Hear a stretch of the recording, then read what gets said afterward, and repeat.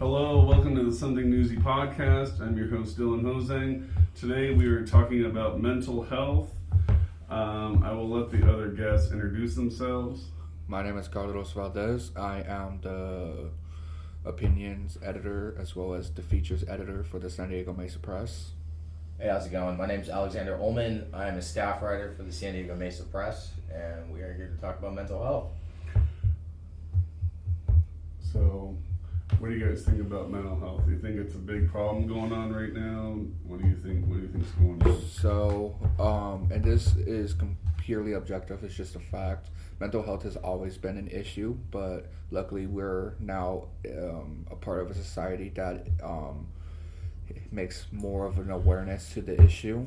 People no longer just have to keep it internal, because the problem, especially in the past, was there was no awareness for mental health, as well as there wasn't a lot of resources and able to assist people with their mental health, because it was looked down upon if you had any form of mental health. But now we're starting to be more progressive and try to help people out. Yeah, so mental health has taken a lot of strides forward. It's also taken a lot of steps backward. And I say a lot of things have taken a step backward is because we're still talking about it today. There's still a lot of issues going on in the world that that directly negatively impact mental health as a whole. And we see a lot of this going on in young kids. So I specifically just wrote a little paper about mental health in athletes here at Mesa College. And I talked to some of the football players here on the team. And a lot of them, they talk to me about their day-to-day. They're up at 7 o'clock. They got to go to class by 9:30. This, that, and the other. They got lift. They got practice. They're out the door 8 o'clock, home by 7 o'clock that night. So,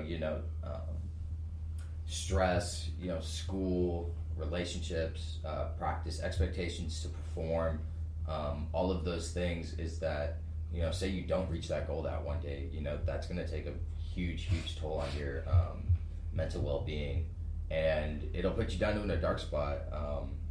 I talked to a receiver, freshman slot receiver, Troy Bassler, and he was telling me that, even out of season, that it's very stressful and you're worried about living up to those standards that you set for yourself, and not meeting those standards comes with a huge toll on your mental health, because you start to question yourself. Am I not good enough? This, that, and the other. We don't have to go down the list, but it snowballs. I think mental health is a huge snowball effect. You can have one really shitty thing happen, and then next thing you know, you're down in the dumps and you forget to pick yourself back up from that shitty thing. And I think that's a huge contributor. I'm not saying it's the biggest issue as to why mental health is still a problem, but it definitely does contribute as to why we still see these issues today. Right. So thank you for your insight. I know that you worked very diligently on the topic and talking to all of the players, and that leads me to ask you a question. You were talking about the physical toll with their major schedule day to day. Does that have a direct cause for emotional and mental toll as well? Is there any correlation between the physical toll and the inside? Yeah, so physically, out of season it's a little different. These guys aren't hitting each other every day, and they're not in full pads every day, and they're not playing games yet. So they're not going through that stress that their body goes through on Saturdays, come August, September, October, November, when they do start going against real competition. And when, talking about emotionally and mentally, I think about what Troy said. Troy just simply stated that it's just, it's tough living up to those standards day in and day out. And if you don't live up to them, you do begin to think negatively. You do think to doubt yourself and have some self-doubt. Something he said also is that just in the sport, just for him, right, in football, he said that you're always pushing yourself, and I think it's true that you're always pushing yourself with anything that you're trying to be really good at. But when talking to him as an athlete, it sounds like, even if you have a B in these classes, push for that A because it's going to help you so much more. And they're not wrong, but that added pressure of like, okay, I'm at an 85%, but they're saying push for the 95 because it's just going to look that much better. Like, that's added stress on top of it. It's like, I can pass with the B, I can pass with the C. And some schools may like me, some schools may not. I may get my opportunity, I may not. But when they are saying, push for that A, it does make it stressful. But what do they say? Pressure makes diamonds, right? So, the stress on top of it is, it's an additive. It helps. It doesn't. There's a quote unquote balance when it comes to stress, but I think it's all about just learning how to deal with a different stressful situation. I heard a statistic recently that I think it was like 6 or 6.5% of college students make it to the professional. Only I think it was around 6%. So that's 6 out of every 100 kids that are in let's say college football. They're only 6 out of 100 guys are gonna get a chance to go to the NFL. Yeah. And out of those six guys, I think it's like 2 or 3 of them will stay on longer than their rookie contract. If they get a rookie contract, they'll stay a little bit longer than their rookie contract. Yeah. So you look at guys like Tom Brady, Peyton Manning, Drew Brees. I mean, guys that have stayed in the league upwards of 20 years. That's like an anomaly almost. It is, and main reason because of that is they took really good care of their bodies, really good care of their mental health. Yeah, Tom Brady has to make a crazy like his diet and his like off-season stuff is crazy. Mm-hmm. And then I know in the high school, at least in Pop Warner in high school now, they've changed. They only hit in pads, I think, 2 or 3 times a week now. Whereas before, I think like when I was playing, and I'm aging myself, I graduated in 2012 from high school. We would hit Monday, Tuesday, Wednesday, and sometimes Thursday if the coach wanted.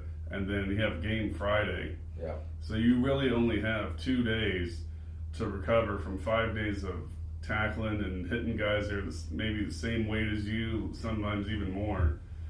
And then you got to go back to it on Monday. And you do that from middle of August until, if you make playoffs, December, January.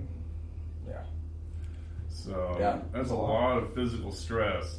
And you're trying to keep up with your family. You're trying to keep up with relationships, friendships. It wears out. Wears you out. Social life in college too. You got to think these young men who are playing football, even just athletes in general, young men and women. They're, you're going to be, 19, 20, 21 years old, and you're trying to figure out who you are as a person.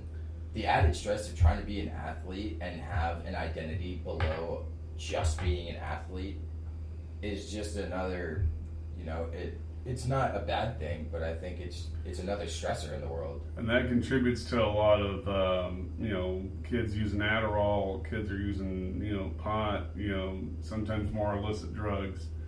It all comes from that. It just comes from everything coming at you all at once.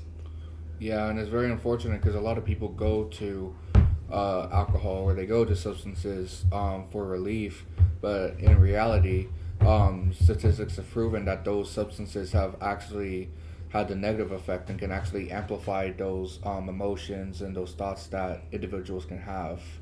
So it's very dangerous, and of course it's very addictive.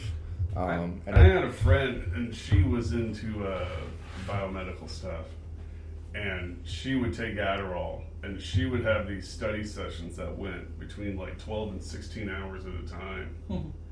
And she would be in this cafe, and she would get there 8 in the morning, pop an Adderall, and she would be there from 8 in the morning until sometimes like 10 o'clock at night, 11 o'clock at night. That's insane. That's dedication. I mean, but that's what but when you're trying to become a doctor, and you got to go through pre-med and all these like requirements, and she was like hundreds of $1,000s in debt too.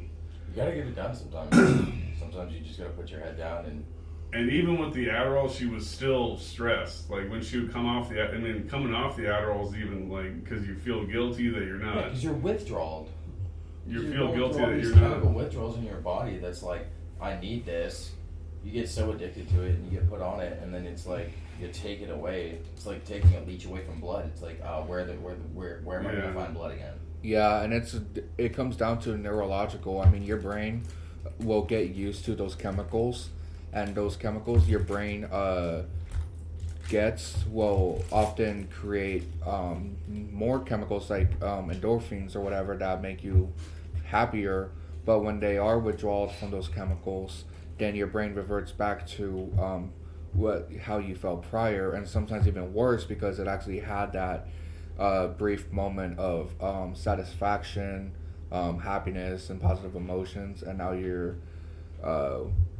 away from those chemicals, and now your brain doesn't know what to do with itself because sometimes it becomes so dependent, especially when it comes down to like abuse of substances.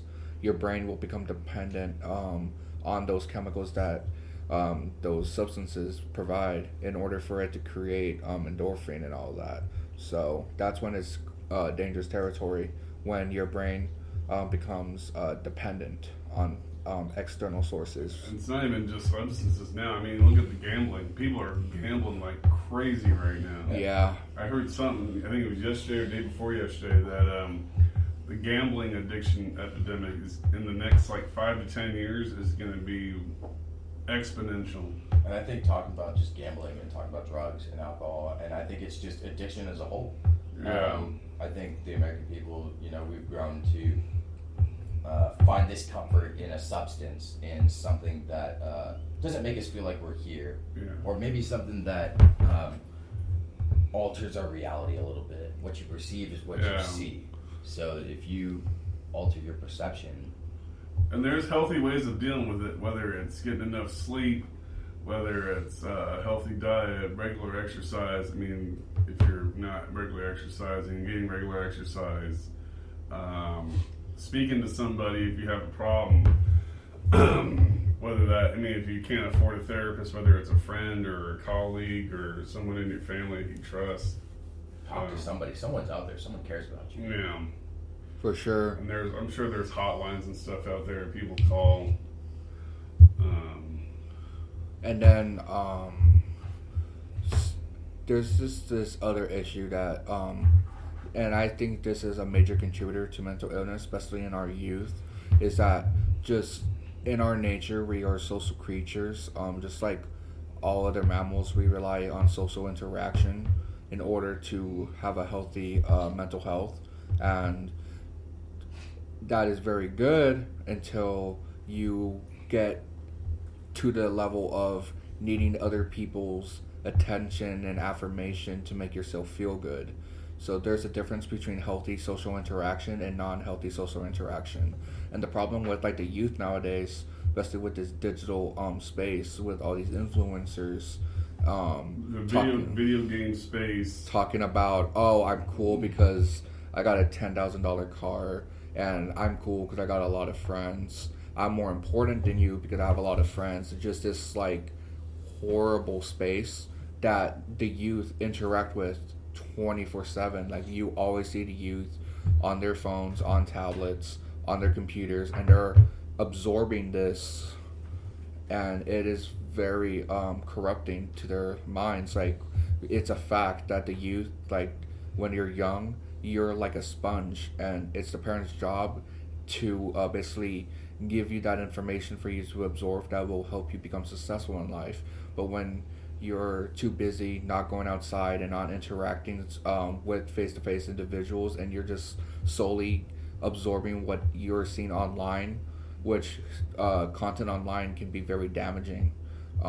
It can cause people to have this false sense of reality that they do not matter, that they don't have any value, unless they have a certain amount of likes or comments or interactions or followers, and it is just very damaging to our youth. There's a joke by George Carlin before it was I think it was one of the last specials he did before he died. he's talking about how kids don't even know what it's like to play with a stick anymore. Yeah. Because they're so glued to technology and stuff like that. Yeah, that people don't socialize with each other in person. People don't really, get with each other and bond, have a physical bond with one another anymore. It's kind of all through. It's all through Twitch. It's all through YouTube or whatever. It's pretty great. There's a lot of stuff that contributes to it. A lot. Yeah, and I just want to remind everyone that they do matter, and what they have to say and how they feel is important. And just a reminder, like Alex said previously, that there is someone out there that does care about you, regardless of how you perceive your current life right now. There are plenty of compassionate individuals who do care about you and are willing to take the time and resources in order to help you. So hotlines are always available. There's always people you can talk to, a shoulder you can lean on, whether it's someone you know or someone more professional. And don't be ashamed if you have to take if you have a certified thing going on with you that was told you by a doctor, and you have to take a certain medicine to keep your head straight. Don't feel like it's something strange if you're like an outcast or anything like that. There's a lot of people that take these meds, and it makes a big difference in their lives.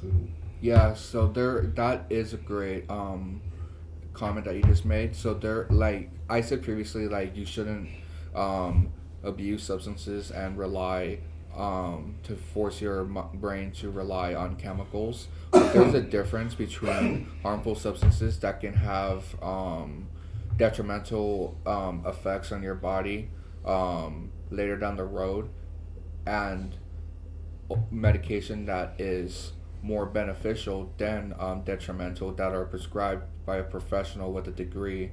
Obviously, they should be talking to you about side effects or potential consequences of taking those medications, but it is definitely a lot safer and a lot better for you to take those professionally prescribed medications, because they are prescribed for a reason by these professionals, because they do have more benefit than it does non-benefits. And sleep is another one I don't think we talked about either. You got to get between 7 and 9 hours of sleep.